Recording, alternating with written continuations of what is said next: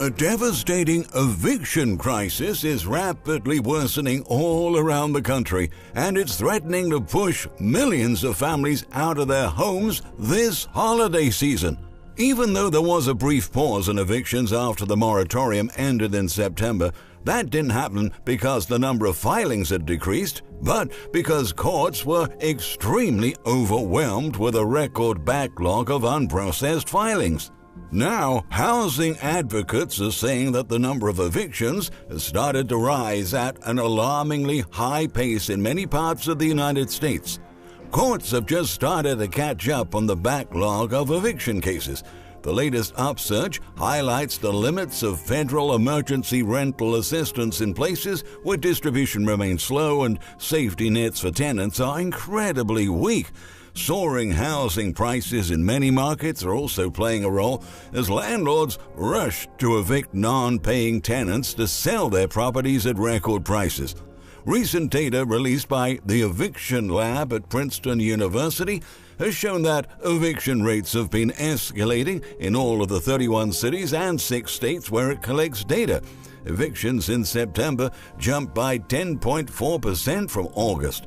In October, the month-to-month rate climbed to 38%, and according to the U.S. Census Bureau's Household Pulse survey, in November, the number of households claiming they weren't confident in their ability to pay next month's rent went up from about 5 million to 6.3 million in the latest data.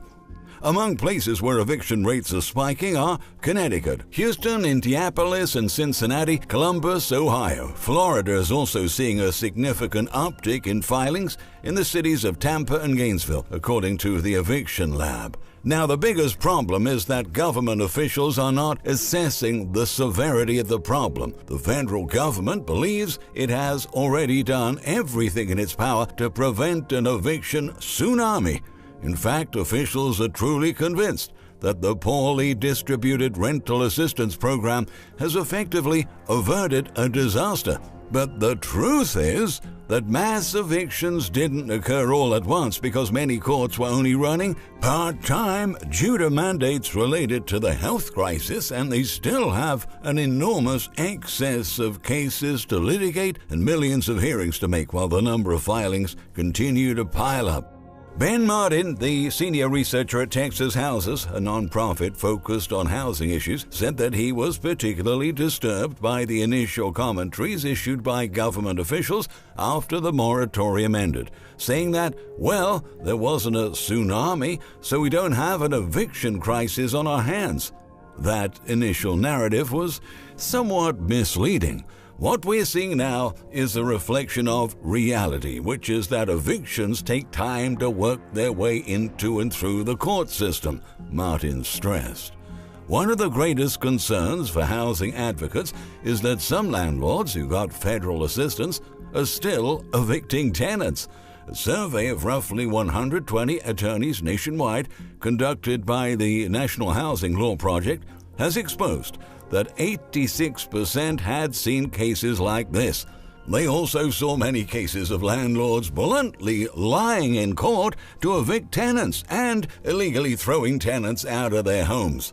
In many states, landlord-tenant law is antiquated and designed to provide results for landlords, explained Seamus Roller, executive director of the National Housing Law Project. Instead of adjudicating the facts, courts function as conveyor belts, moving tenants toward eviction. Among those who affirm they were illegally evicted is Faye Moore.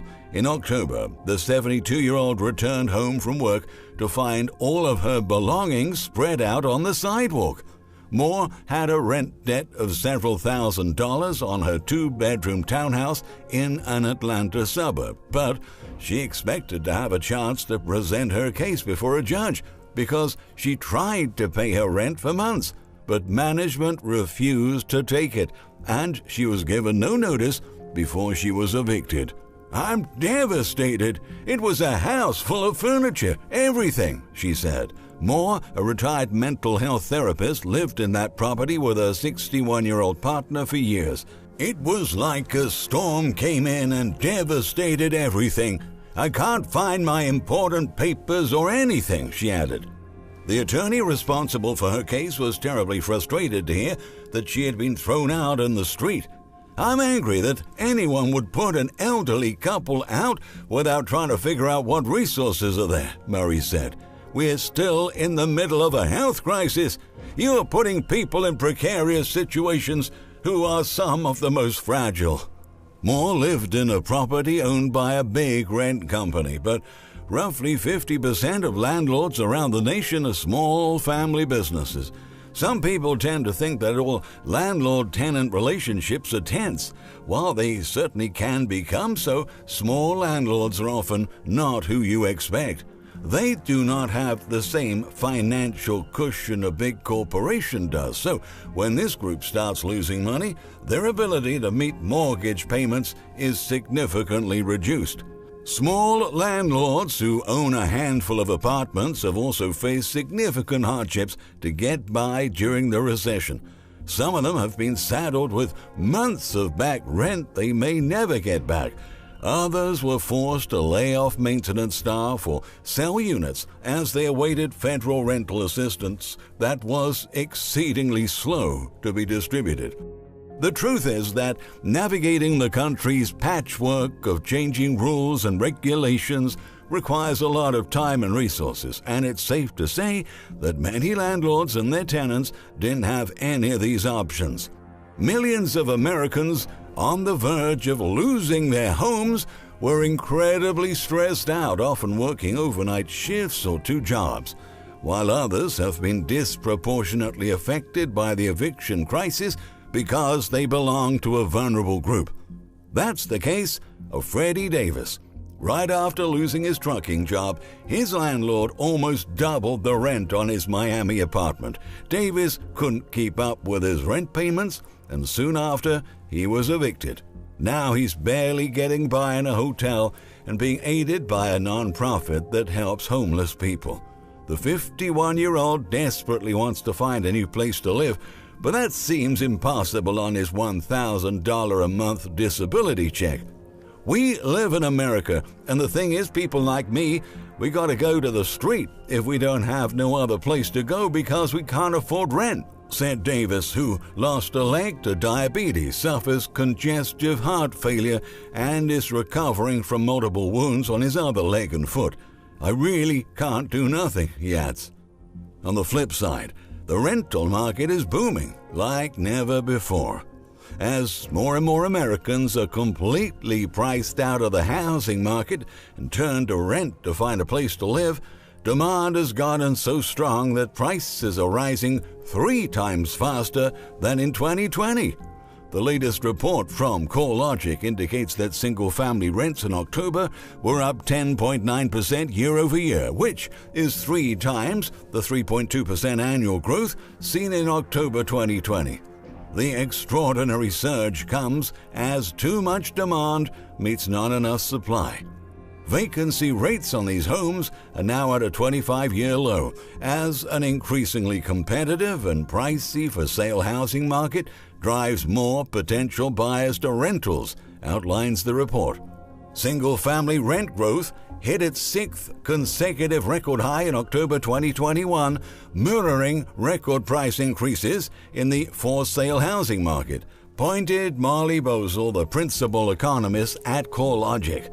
The highest gains in rent prices are being recorded in properties owned by big companies or millionaire investors who've been piling into the market, buying lower-priced homes and turning them into rentals for a profit.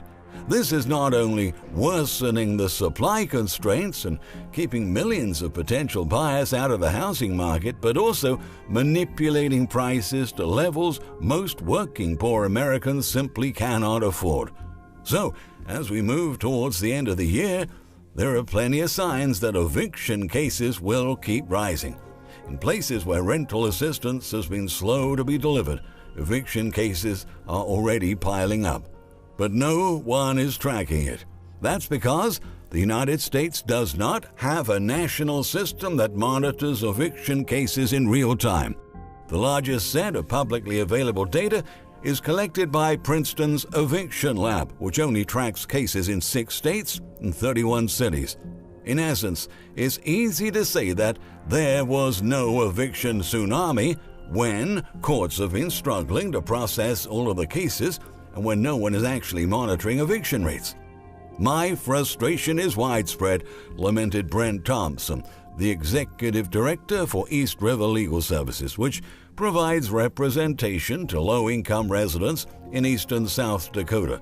It's just sad when you see a continuing problem day in and day out, and there's only so much you can do for them.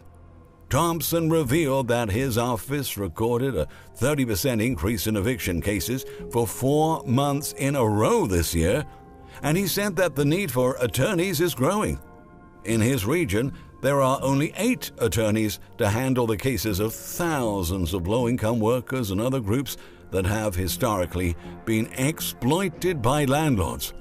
Dan Atkins, the executive director of Community Legal Aid Society, Inc., says that more than 80% of landlords are represented in eviction cases, while fewer than 5% of tenants have lawyers by their side. There's not enough legal aid to go around, Atkins said. We're starting to see the floodgates open a bit, and we're looking over our shoulder and wondering if it's going to be a big tidal wave soon, he continued. With millions of children already homeless in America, housing advocates just released some shocking statistics suggesting that an additional 500,000 households with children are under threat of eviction this winter. While the number of homeless children in America is estimated at 1.6 million, many studies indicate the number could be far higher, as homeless statistics are often underreported at the city, county, and state levels. When you're struggling to pay rent or have an eviction notice hanging over you, the worry can be consuming, explains Polly Neat, chief executive of a homeless shelter. Oftentimes it's impossible to hide it from your kids, even though these are adult fears no parents want their child to experience. Millions of parents will spend sleepless nights this Christmas worrying about the eviction notice is coming, where they will go, and if their next so-called home is going to be a gloomy hotel, Neat added, saying that her shelter's emergency helpline is receiving more calls about eviction than it did at the peak of the health crisis, as thousands of families fight to keep a roof over their heads. One of the parents worried about the future of their children is Masanga Mwanko, who lives in a Portland home with his 3 kids. As days go by and bills pile up, Mwanko is part of the growing number of households at risk of eviction in Oregon, even as he awaits assistance from the state. The 36-year-old father said, "We are going into winter and in a period of celebration. And yet, you also have this thing at the back of your mind that this place that we call home might not actually be our home much longer. We get calls from people every day who are in this situation," revealed Sybil Hebb, the director of legislative advocacy for the Oregon Law Center. The overwhelming word I would use to describe those calls is just pervasive desperation and fear. Hebb exposed that since July, he's seen over 3,000 eviction proceedings filed in Oregon for non-payment, and thousands more cases are still being processed each week. If we let families down, we're going to be pushing people into the real threat of homelessness. It's unconscionable not to take steps to prevent that, Hebb said. Margaret Salazar, the director of Oregon Housing and Community Services, explained, even if someone has started a new job and they're now employed, they may still have thousands of dollars of back rent that are owed. This is not a crisis of numbers, it's a crisis of people, Mwanko continued. People that are actually trying to get ahead and who have been derailed by the recession, not by fault of their own, and not because they're lazy, the father of 3 emphasized. To call it a disaster is an understatement. America's housing instability and eviction crisis are becoming a major national emergency that our leaders keep refusing to look at. Our housing crisis is simply catastrophic, and we must treat it with seriousness before millions of hard-working Americans are pushed into a poverty spiral that will be exceedingly difficult to recover from. This is going to be a very difficult winter for many families across the country.